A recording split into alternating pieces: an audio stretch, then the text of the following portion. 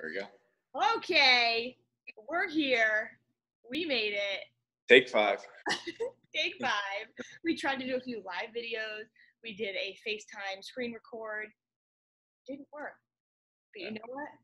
We're persistent, and Sam is absolutely amazing keeping up with all this stuff, and he's really here to help all you ladies get your questions answered. And so Sam Forget right here, he's an amazing fitness coach, and he adds in nutrition and does a women's transformational program as well, and he just knows his shit and gets results, and I just had to bring him in and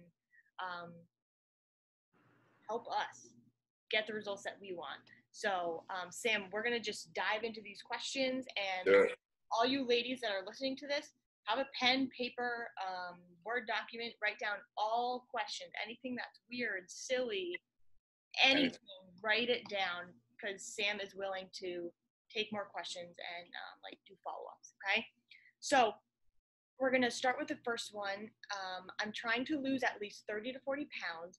What would be an ideal day and week look like for nutrition and eating good? So the first thing that I would tackle here, and it's going to sound pretty nitpicky, but it's really important in terms of improving relationship with food, is the language surrounding this question, which is eating good, which insinuates that anything that's not healthy is eating bad.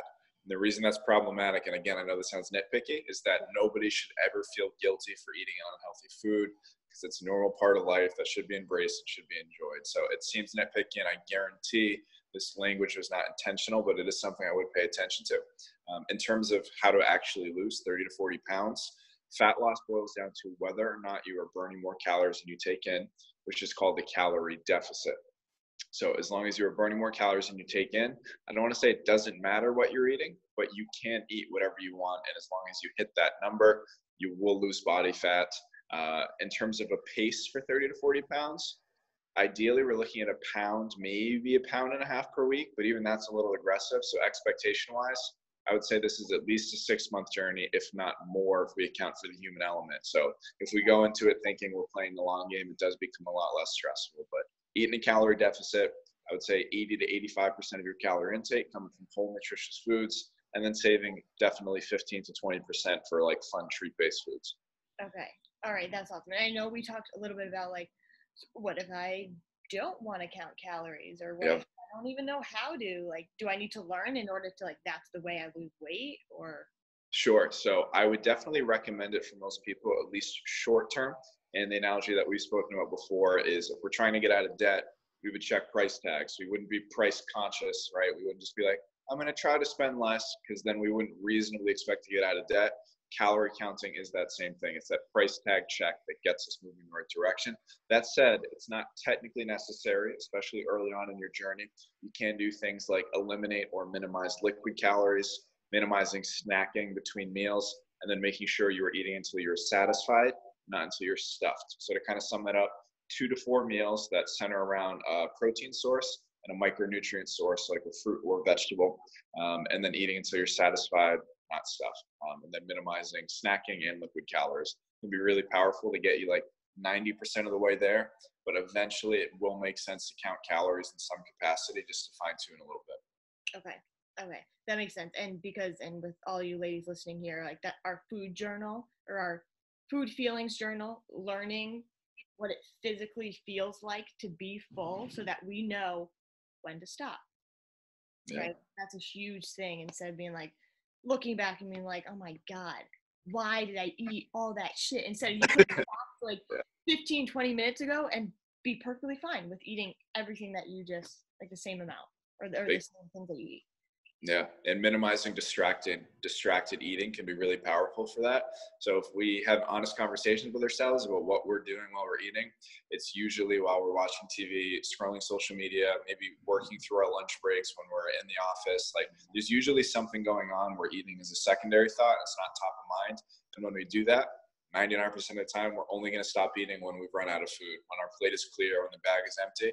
Whereas if eating is top of mind and when we're eating, we're quite literally just eating, it becomes a lot easier to be wait a minute, I'm actually not hungry for this next bite, and it won't be as satisfying as the last bite. I'm going to call it right here and eat the rest of it later. Oh, absolutely. Absolutely. That's awesome.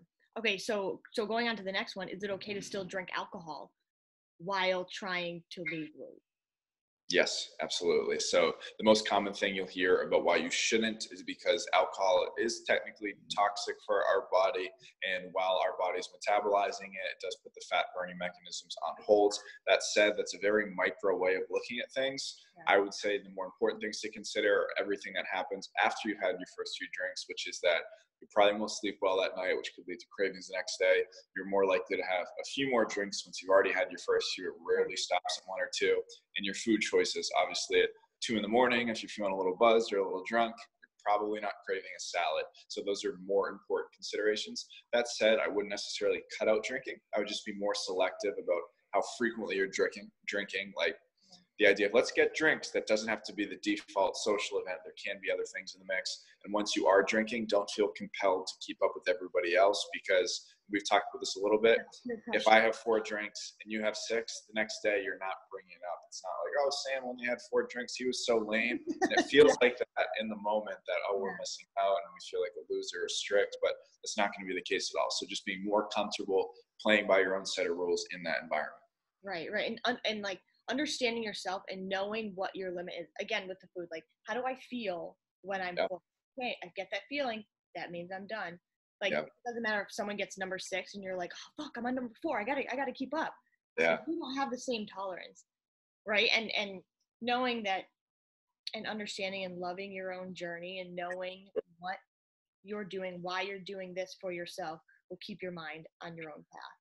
Big time. Yeah, yeah. And you got to look at that too. Like, what is the upside of drinks number 6, 7, 8, and 9 compared to 4, 5, and 6? Is that night that much more memorable where you're like, last night was a blast, but if I had had one less beer, that night would have stunk. Like, that's not the conversation. Yeah. But we operate like that. Yeah, exactly. When you're in the moment. Slowing down, thinking, okay, within my own personal journey, is this decision, it's not going to get to be perfect, but overall, like, is this decision in line with what I'm trying to get out of my body and my health? And if the answer is no, be comfortable with that, because if you do what everyone else does, as cliche as it is, you'll get the same results. Most people aren't in a spot they want to be, so you have to play by a different set of rules. Yeah, 100%. 100%. Awesome. So the next one is, what foods have a lot of fiber in it? So most common examples are going to be pretty much any fruit or vegetable. And the thing that's really powerful and helpful about including a lot of these in your diet is that even though they don't necessarily have a lot per serving, where you might see like 1 to 3 grams or 3 to 5 grams, fruits and vegetables are so low calorie where you can reach your fiber goal and get very full on very few calories by just having a lot of them. So I wouldn't say there's necessarily like a specific number, like you need 6 servings of vegetables, you need 4 fruit. But I would say just try to have a fruit and or vegetable with every single meal. On top of that, avocados can be a good source of fiber. Potatoes, sweet potatoes, russet potatoes, pretty much any potato variation will have some too. And then we're looking at some seeds too, which are tricky part of that is they do add up in calories a little more quickly. So I wouldn't necessarily make them a staple. If the goal is fat loss, I would go more the fruit, vegetable, potato route, and then consider the seeds and avocado secondary. And those can help fill you up and then obviously help digestive health. Okay. Yeah, that's awesome. Okay. Great. So next question, how could I eat and drink when out with friends? This happens to me a lot. Like healthy. Sure. Like healthy options or Yeah. So I would say a big caveat here is that as a woman, if you're looking to lose body fat, 1 or 2 meals out can have your calories for the entire day. Like, it is pretty significant where the more frequently you are eating out, the more frequently you are going to have to order something. I don't want to say off menu, but you're going to have to be more comfortable ordering something that isn't necessarily what's listed, where you say, hey, can I have this, but hold the butter? Or I'm going to have this and I'm going to box half of it the second I get it. Or I'm only going to have an entree and I'm going to pass on the appetizer. So like doing something a little differently than what everybody else is doing becomes more important the more frequently you're eating out. Now, if you don't eat out often, that's when I would say, okay, splurge a little bit more if it is only once or twice per week. But keeping in mind that eating out can be as simple as like getting Chipotle. It doesn't always have to be this big dinner out. Like any meal that's not at the house is generally going to be much higher in calories, because restaurants and these places want you to come back, right? So they have butter and sauces and oils that add up in calories very, very quickly. So in terms of your process, more frequently eating out, more closely those meals should resemble a meal at home. So we're looking at some kind of protein source, some kind of fruit or vegetable with it, and then save a little room for a treat-based food. Whereas if you don't eat out frequently, feel free to splurge a little bit more, and that's totally fine. Yeah, because I even know myself, like sometimes I'm like, ooh, I'm going out to eat. That means have something I've never had before and get the good fortune. Because like you're going out a lot. Do you do that? Understand you do it. Understand how you feel after that. Okay, now I know I don't want to do that because I don't want that feeling because that's that. My God, that is a great point. Yeah. So eating for Natalie an hour from now and not just Natalie in the moment. Because Natalie in the moment is hungry. It doesn't give a damn. She haven't eaten anything. But like the last 100 times I did this, I felt super bloated and discouraged after. Maybe I should mix it up a little bit. Yeah. But to your point about when you know you're going out to eat and there's like a lot of excitement, a lot of that comes from people being overly strict at home, not including enough moderation and flexibility at home. Yeah. So when you get out, dog off his leash, like I'm going to have everything I can because I know when I get home, I'm going to be strict and deprive myself again. Yeah. So even if that's not a top of mind thought, it's usually happening on a subliminal level. So if you find yourself just like appalled by the idea of getting a salad or, chicken with vegetables when you're out to eat, because that's like boring. Well, there's a good chance that your meals at home are a little too strict. And I would definitely address that first. Okay. That's right. Yeah, that's great. Perfect.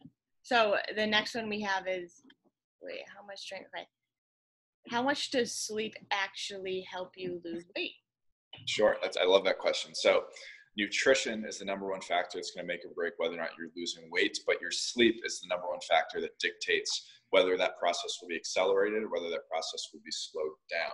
And when it comes to getting quality sleep, it's really, really important to know that it's not just 8 hours that matters. It's when you get those 8 hours and the quality of those 8 hours. So we're looking to push that sleep window up as early as possible.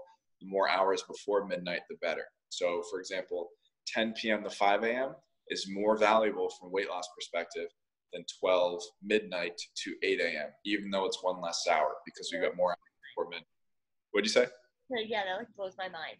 Yeah, it's crazy because all 8 hours are not created equal. Yeah. And then in terms of improving quality, things you can do in the morning, getting natural sunlight, getting some kind of light activity, even if it's just stretching, a 10-minute walk, like 10 bodyweight squats, just move at least a little bit. Cutting caffeine by midday, ideally by like 12 o'clock, not napping too late in the afternoon. Those are all things you can do to be proactive early in the day. Later in the day, a cool bedroom temperature, your room completely blacked out. I mean, not even like a Wi-Fi router light. You can't have an alarm clock light. Even those little things will throw it off. The same bedtime routine every single night. It doesn't have to be crazy with like candles and yoga and meditation. It can literally just be like packing clothes for the next day, like tidying up and going to bed. Just make it the same every night.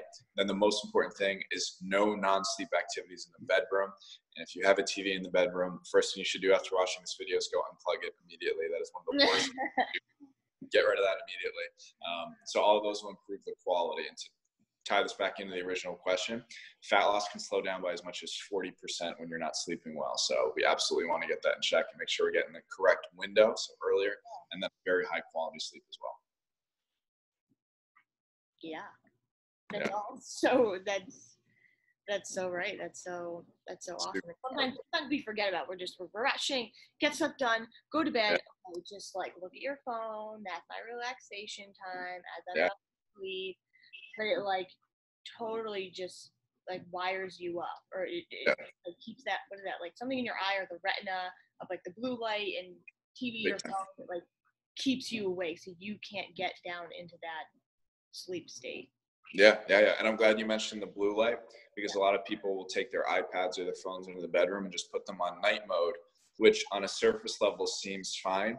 But I promise you, if you go to bed every single night with your phone on night mode and promise yourself you'll get to bed early and record your bedtimes, compared to if you leave your phone or iPad or whatever out of the bedroom, the nights where you keep it out of the bedroom, you're going to go to bed a lot earlier. So you're going to get a lot more high quality sleep. So even though technically the blue light, like the night mode, should be helpful, you'll inevitably go to bed later with electronics in the bedroom. So we don't want that. So if you want to use it to unwind, fine, do it out of the bedroom, but when you go to bed, and if your phone's your alarm, I would buy an old school alarm clock. And I've done that for my clients who say they needed like an alarm for their phone, and then, or just keep your phone face down at the bedroom door. Yeah, the other side. Yeah, as far as not arm's reach, anything just not arm's reach. Right. That's your, like I said this before, that's your sanctuary. Big time. Yeah. That's your shutdown place. Like That's it. where you go, and we're all humans. Like, body needs to rest. Body needs to shut down in order to restart, in order to regain, and like helps with, what'd you say, like muscle? Yeah, so it accelerates fat loss and improves muscle retention. So if you're not sleeping well, you'll lose less body fat and lose more muscle. So you'll look worse. So just from not Okay, yeah. Okay. Yeah. Okay, that makes sense. That's awesome. Okay, so next one we have is best forms of protein for a post-workout. Okay, so if you are going to do like the protein shake route, you're going to want a whey isolate, not a whey concentrate, which is going to be much lower quality. That said, you don't necessarily need to have a shake right after your workout. Yeah. There's a good chance that everybody's listening to this, their gym's marketing tells them otherwise, that like the results begin when your shake begins, like some kind of tagline, like you need a shake on the way out the door. That is great marketing, but it's untrue. Your total protein intake for the day matters way more than how you break it up. With the one exception being if it's a fasted workout. So if you're going to it without eating, then maybe we focus on getting a little more protein as soon as we can after. Outside of that, there's nothing wrong with doing your workout, not getting a protein shake after. You're not going to miss the results, and going home and just having a regular dinner where you have like ground beef with stir fry, where you have in the morning, you could have Greek yogurt with fruit before you go to work. So there's nothing wrong with not having a shake. If you do go the shake route, I would go with a whey isolate. Okay. Or even like a protein bar on your way home from the gym, or like chicken. Yeah, exactly. So there's no really like best protein to have. Yeah. There really not for 99% of us. Like if you're a bodybuilder and a few weeks out and you got to worry about water retention and certain things maybe, but for the rest of us who just like want to look and feel good without being a psycho about it, then yeah, just whenever you can get protein after is fine, in whatever form you can get it. Okay. All right. Yeah. That's awesome. Perfect. Great. So next one, thoughts and ideas on keep eating healthy, exciting, and not just the basic meat, veggie meals you see on advertisements. Sure. So there is a reason that you will see meat and vegetables as the staple in just about every healthy meal.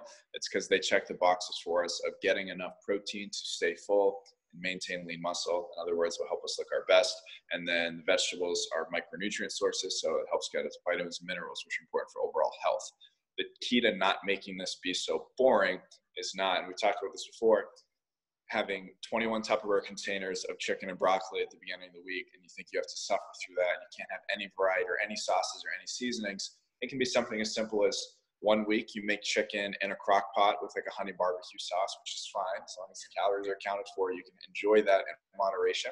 The next week you could put it in a pan with like garlic and onion and lime, and like that's it. You have that for the week. The next week you can make it on the grill if you have access to that. So that's generally enough variety to keep things moving without getting too bored. It would save the more complex stuff with like several ingredients for if you are cooking with a friend, so like it's more of a social thing, or if you are out to eat. But I would stay away from those like 25 ingredient Pinterest recipes that you'll see, because people try to go straight from like Big Mac to 25 recipe Pinterest. We need to live in that middle ground and occasionally turn either direction. Yeah, it's true, because if you like, even I do this. Like, it takes time. It takes time to look. Wait, where's my Tupperware? Okay, grab my Tupperware. Okay, wait, what does that mean? I have to add in this, and I'm like, fuck it. Like, give me some noodles or mac and cheese. Like that's what it is. And I think we'll get to this in another one, but the like prepping yourself a little bit, not meal prep 21. Like, but it's really like just preparing yourself. For sure. Yeah. We'll definitely dive deeper into that. Definitely. But to your point, real quick about where am I looking? About what's realistic. So if we picture, yes, we can go more complex, but the likelihood of you wanting to make a complex meal after like a really long day at work or if you have classes or whatever, it's just very, very low. That's just probably not going to happen. And keeping in mind that people's standards for healthy eating is that, like, if it's not an A+ meal, it's boring and I don't like it. There's nothing wrong with the occasional B- meal that just gets the job done. Like, not every meal needs to be this big ordeal and the best thing you've ever had. Sometimes, like, 2-day-old chicken that you reheat with like a side of roasted broccoli, it's not gonna be your favorite meal, but that's okay. Like, not every single meal needs to be this mind-blowing thing. Right, because we're eating for fuel. We're eating for nutrition to make sure we're alive, awake, we Yeah. can eat, we can move, and Yeah. not for the emotions. Sure. Big time. And also, because you Yeah. said like a little bit of dressings or a little bit of yeah, you're good. You're back. Okay, good. I get a phone call. We're good though. I think Yeah, you're good. So like the occasional like adding in dressings or adding in seasonings, right? Like that's okay. Like you don't need to cut everything out. Everything needs to be dry. Everything needs to be yeah, because that'll never last. That'll never last. Right. Right. So the next one is, and we'll kind of break this up or whatever. Sure. My friend claims that it's good to fast from the time she wakes up around 9 to dinner time, where she eats a normal dinner and is done eating entirely by 7 p.m. until the next day. This diet makes no sense to me. She did lose a lot of weight, though.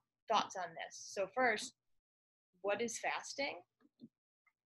Sure. So fasting and intermittent fasting are two different things that people very often use interchangeably.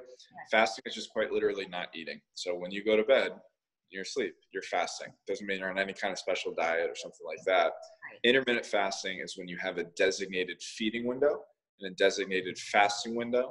The most popular approach being a 16-8 method, where you have a 16-hour fasting window followed by an 8-hour feeding window. So the most common window here would be either 12 p.m. to 8 p.m. So basically skip breakfast, have a big lunch and dinner, or 1 p.m. to 9 p.m. if you're going to be out a little later and a little more social. This approach that her friend is using is the 24 method, which is one of the more extreme ones where you have a 20-hour fast and a 4-hour feeding window. There's nothing bad or unhealthy about this unless she has like a ridiculously active job or has like super hard workouts throughout the day or in the morning. From a sustainability standpoint, I wouldn't recommend this for most people because say we wanted to grab lunch in the middle of your fasting window, like you're going to miss out on a lot of experiences and memories. The 16-8 approach can be a good option for some people, or essentially just don't eat breakfast. Your first meal is lunch. So that is totally okay. Although when it comes to improving your relationship with food, I generally, especially for women, because of some hormonal stuff, recommend a more flexible approach where you don't necessarily wait until like an arbitrary time to not eat. You just wake up and pay attention to your body and say, wait a minute, am I actually hungry right now? Like, let's have, like, I have one of these waters just about every morning. It's 32 ounces. Before I even consider eating, I have to finish this. Most of the time after I'm done, I'm not hungry till like 9. Perfect, yeah. I'm not even hungry till like 9 or 10. So just reassessing every morning, being more comfortable, pushing back that first meal, because with the reduced feeding window, it's easier to eat fewer calories. Okay, and that's if you're fasting or doing the fasting thing, right? Yeah, so if you are fasting, it would be like intermittent fasting, like the rigid time where it's like people who are diehards will be like, oh, it's 12:50 or 1:55, you can't eat, it's not 2, they'll have super strict. That's not bad, and there is upsides to fasting for a little bit longer, like it's easier in your digestive system. But for most people who want a more sustainable approach, I would say just a more casual fast where you just push back that first meal a little bit. Yeah, because we're learning really to have like that healthy relationship with Sure. working out, sustaining it, like keeping it consistent, right? And what you said earlier, like when I say to my girls all the time, like this is a lifestyle that we're creating. This isn't at the end of 90 days. I'm not talking about throw it out the window. Yeah. It's setting you up for your every single day for the rest of your life. So yeah, if you can sustain the fasting every single day for the rest of your life, have cool. that. Yeah, cool. Go do it. But yeah, that's a huge thing because I do hear a lot of fasting too, and a lot of people are like, no, that's the only way. This is the way that you lose weight, the way you get strong, and it's not. And I want to make sure that, like Sam's already said it, and we talked through it, like it's not the only way, and sometimes it's not the best way for everyone. Yeah, definitely. Yeah, I would definitely go more flexible. So like I personally use intermittent fasting. So most days I don't eat, say, till like 11 or 12 o'clock. That said, if you were in Miami visiting me and you're like, let's get breakfast tomorrow, that's where I'm like, hell yeah, let's do it. I'm not gonna be like, well, actually, can we get breakfast at 1 o'clock in the afternoon? It's in my feeding window. So that's where I'd make exceptions. So doesn't become too rigid. Cool. Good. Yeah. All right. Awesome. And if anybody has any other questions around that or just fasting in general, shoot them over to me and we'll talk with Sam about that. For sure. Right. So the next one is best way to manage your eating on a busy schedule to help reduce late night hunger cravings. Or is that even a bad thing? Or is that not a bad thing? Yeah, I love that question, that little caveat at the end. Is it bad? So I'm almost going to kind of break this up into two answers. One, the busy schedule eating. Two, the eating later at night. So in itself, eating late at night is not necessarily bad. Your total calorie intake matters way more than how you break it up. If you want it, you can have all of your calories at 10 o'clock at night and still make progress. That's fine. The tricky part is most of the time, if we are eating really late, it's not a salad that we're craving. So if we're looking big picture, it's not like, yes, technically the calories are in line, that's fine. But when was the last time it was 12 o'clock and you're like, I would really rather have a salad than a cookie? Like that just doesn't happen. So things you can do to avoid late night cravings: have a higher protein and fiber dinner. We already went over the fiber sources a little bit. I can send you a link after to like the best high protein dinners. So making sure you're prioritizing that so you stay super full. Hydrating really well throughout the day. So making sure we're aiming for about half our body weight in ounces. So at 200 pounds, I'm looking about 100 ounces a day. So if I'm having these at 32 ounces, I'm having 3 of them. Water bottles at 16, I'll have closer to 5. And front loading a lot of that because a lot of times cravings are just dehydration. And then the last one would be sleeping well the night before. Because if you're not sleeping, either going to bed too late or that quality of sleep is really low, the craving hormone skyrockets the next day and you might even be dealing with it still the next night. So like a good night without cravings actually starts like the night before. Yes. Yeah. That's so interesting to do. And because, I mean, like the worst feeling in the world is to feel that emptiness, not full stomach. Yeah. But we're like, no, this is what it's supposed to be. This was my portion. This is it. Yeah. And then that's when the indulging and the craving that night, big time, setting up the beginning of your day. Yeah. Oh, yeah, that's a great point. And then to tackle the other part of this about being busy and like the little wrinkle that throws in the mix, I would say doing some level of meal prep, but understanding that prep stands for preparation. It does not stand for you need to have 21 Tupperware containers of plain chicken and broccoli and suffer through it all week. So prep, let's say a common example is somebody who works like 8-9 hours a day in the city and commutes home on a train, and they get home and the last thing they want to do is like prep a healthy meal. They're just like, I just want to eat whatever's there. That person meal prep could be as simple as packing an apple and a bag of baby carrots in a cooler or like in their bag, and then on the way home on the train or in the car, just munching on those. And I call that a think straight snack, because if we don't have something like that, we get home, we're gonna eat like a whole box of Cheez-Its and be like, what was I doing? Like, what was that about? That was like an out-of-body experience. Yeah. Straight snack allows us to like take our hunger from a 10 to a 3. Be like, all right, I'm gonna chill, kind of assess the kitchen. All right, that looks like a better option. I'm gonna have that and reassess. So I would do some level of meal prep, but again, that can be as simple as pre-portioning your meals early in the week, packing a high protein snack with you, doing a meal prep service that either delivers the groceries themselves or just like 5 prepared meals per week. So just, identifying where you struggle the most and then actually taking a step to be proactive there. Yeah, I just popped my head. It's almost like setting yourself up to come back to yourself. So like, yep.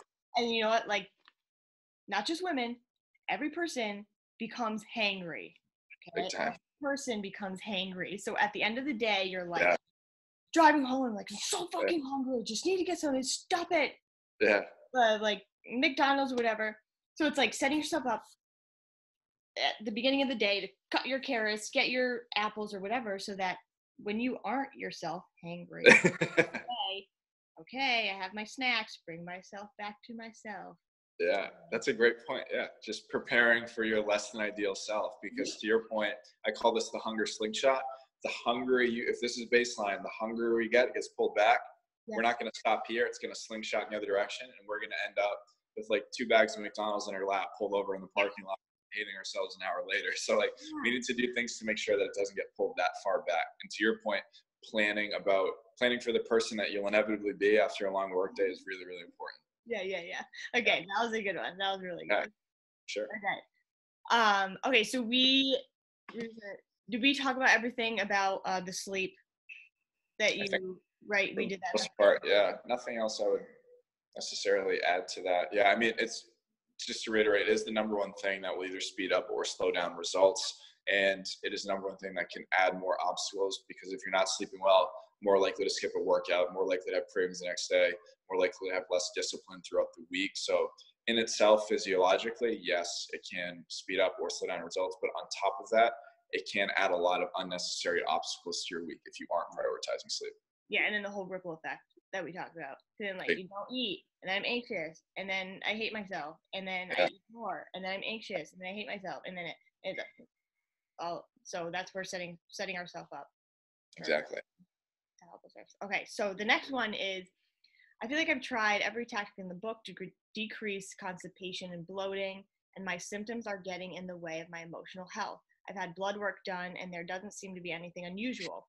I eat gluten, dairy, meat-free, and I avoid drinking alcohol. I think my digestion problems could be related to overworking out and stress. Do you have any advice for improving digestion?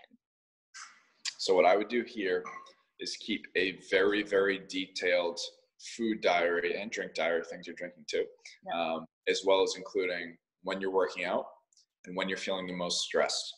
Alongside that, so we have those three metrics: the nutritional intake, the workout frequency, and like what you're doing for workouts, and what those stressors are. And on the other side, when you feel the worst in what you're feeling, and then look for any kind of correlation where it's like, okay, and let's say hypothetically it was dairy. I know she's dairy free, but dairy, where, okay, I had a whey protein shake, which has dairy. Every time I have my whey protein shake, I feel kind of crappy. And that's when I see it the most. Or every time I have to interact with my boss, that's when I'm feeling the worst. So starting to draw those lines a little bit. And then obviously being proactive about, okay, what action steps can I take to reduce this stressor, to maybe work out a little less frequently or a little less hard. Nutritionally, it's really important to only change one thing at a time, because if you just cut out every single allergen, you won't know which one it is that's actually making you feel kind of crappy. So if there is one that you're hypothesizing, this may be it, just cut out one thing, see how you feel, and then reassess. Okay. Yes, that's good. And talk about like good stress and bad stress, but it's still stress. So sure.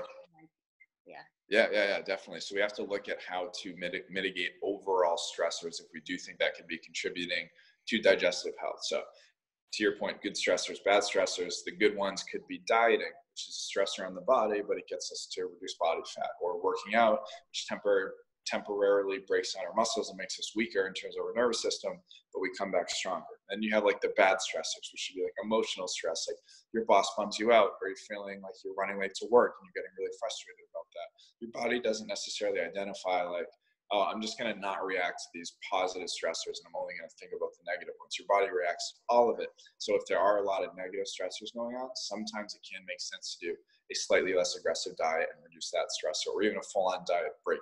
There's no deadline to reach these end goals, so a full-on diet break. Workout side of things, maybe reducing that frequency a little bit too. So just looking at overall stressors, which ones are within my control that I can reduce, to see if that creates a response in my digestive system that makes me feel a little bit better. Right. Okay. Perfect. Next one, what are some of the best nutrient-dense non-animal forms of protein? Some days meats just feel too heavy, but would like to know other options.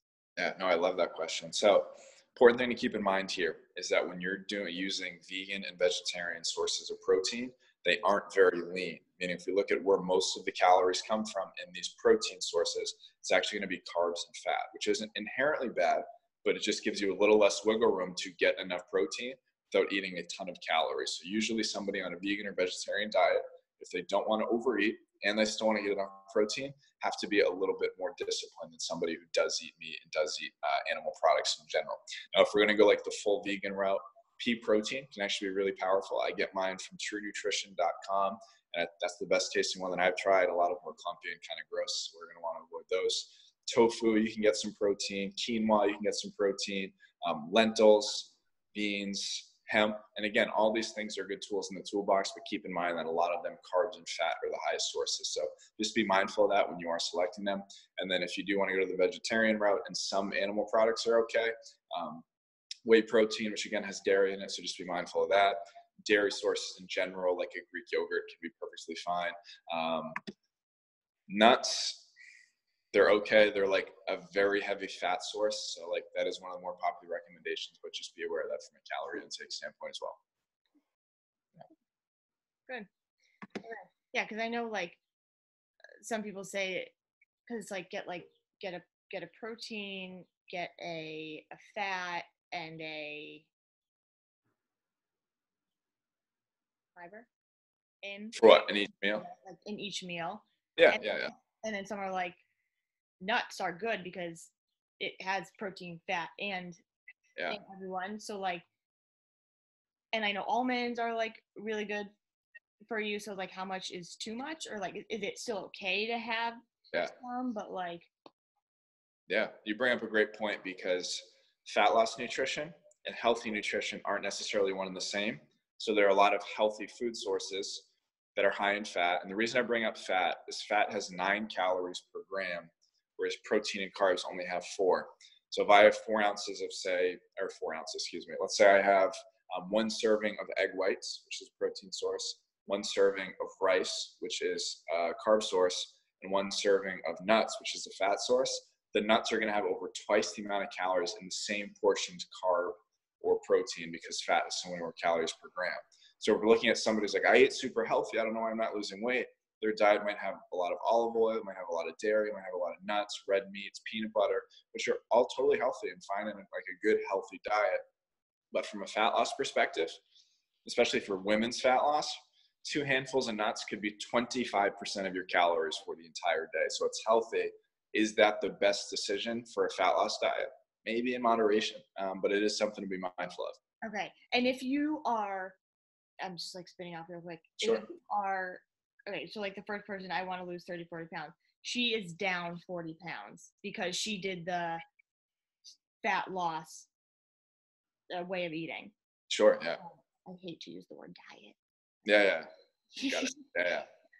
But like that way, and then she gets down to her 30, 40 pounds, then she switches to the healthier plan of eating, or like add it both in. Both is fine. Or, Yeah. No, I that's such a good question. So I wouldn't even think of fat loss nutrition and healthy eating or like healthy nutrition as separate. okay. But you just kind of move from one end of the spectrum to the other. So like as a guy who does not have fat loss goals, I can eat close to 3,000 calories per day and like work in plenty of those higher calorie healthy foods and not worry about it. If you're a woman looking to lose fat, you're probably gonna be able to get away with fewer of them. So along your journey, yeah, you might want to cut back a little on those higher calorie items, even if they're healthy. I'm not saying not eat them. You obviously want to prioritize healthy eating. But then once you reach your end goal, whatever that looks like, you can bump your calories a little bit, in which case you can move a little bit more on the spectrum to, I can now include some higher calorie healthy foods. And then real quick, you had mentioned diet, not loving that word. So an important distinction that I would always make is and I'm sure you've made this in the group plenty of times, is your diet is what you eat. Being on a diet is something different because that generally insinuates that it's something short term, where it's just like, oh, what's your diet? Cool. Like lean proteins, fruits, and vegetables. So like an important distinction there too. That's perfect. Yeah, because I mean, and the big thing in this whole group is the language that you use. Yeah. Outwardly and also like to yourself, like the self-doubt, all that stuff. But even like everything you do, you're choosing to do, and you don't have to. It's not a should. It's not, because that's degrading your own power. Like I choose to. I want to. Love that. I love that. Yeah. That's your power. You're doing it. That's yours. Yeah. So like Great those point. words are just huge for like that healthy mental, physical. No, I love that. I love that you said choose to, because a lot of people say we're out to eat and our friends order nachos, but that's not in line with our goals. A lot of people say like, oh, I can't have those. Whereas you would say, I'm choosing not to, because it's an empowering thing. It's a positive thing. You have control. You're like, this isn't bad. Like if it really came down to it, you can have nachos whenever you want. It's not a life or death thing. Just I'm choosing not to have them in this moment because that's in line with my goals. It's not I can't or I'm missing out. It's an empowering experience instead. Yeah, definitely. Perfect. Let's talk real quick. Let's talk in terms of improving relationship with food, just 2 questions that I would generally have people ask themselves to see if they're on the right path there. The first is, the diet that I'm using now, could I see myself eating like this for a lifetime? And if there's any part of the diet that you can't see yourself doing when you're 40 or 50 or 60 or 70 or 80, get off it immediately, because even if you get results while you're on it, which is the appealing part, right? When we do these unsustainable methods, we get quick results. You're like, oh, then I'll just like go back to my regular eating. You're going to lose the results that you get. So you're wasting time in the first place. So I would say above all else, asking, could I do this for a lifetime? And like, let's say it's that 20-hour fast example. Probably not. So I wouldn't waste time on it in the first place. And then the other question to ask yourself is, am I putting a self-imposed imaginary deadline on this process? And we've talked about this before, where say you and I went out to get donuts, which is a favorite treat of mine. And I felt like that I felt like, okay, I need to lose fat for the 4th of July. Like I need to lose fat by then, like do or die. That would then become a very stressful meal for me, because I feel like I set myself back a few days and I only have 12 weeks or whatever to course correct. Whereas if I'm like, okay, I have my whole life to figure this out, which you do, all of a sudden I can eat that donut and not overreact or not cut calories or work out extra the next day, because you're like, I have a lifetime to do it. So the second you lift that deadline and avoid using the language of, I want to lose this by then, or I need to fit in this dress by then, like get rid of those deadlines, you're fine how you are, becomes a lot less stressful. Oh, that's so true. And girls, I know you're watching this, so many of you have expressed, like, I've tried 10 to 15 diets, and you know what? I lose weight right away. Yeah. And 5 days after, you're like back to your own weight, back to your own ways. And like, that's why you girls are in this program, is because you want to create that lifestyle for yourself. You finally do want to make that change, because all of you are worthy of that change. You can have that body. You can have that mentality. You can eat those things that you thought were so scary and horrible for you. Like you can. And that's why I want to bring Sam in here, because he's had so much success with women as well, as transforming their bodies and mindset. Like, this is the way, this is how it works. Yeah. This is how it works. So that's awesome. Yeah, good stuff. So last one we have is, I feel like I get sick way too easily, but feel like I take decent care of myself and eat well for myself for the most part. And any superfood recommendations to help boost my immune system, or thoughts on supplements? I have no thyroid anymore and take meds, and this seems to make me get sicker. So since the person asking this does not have a thyroid, that's obviously not something that's out of our control.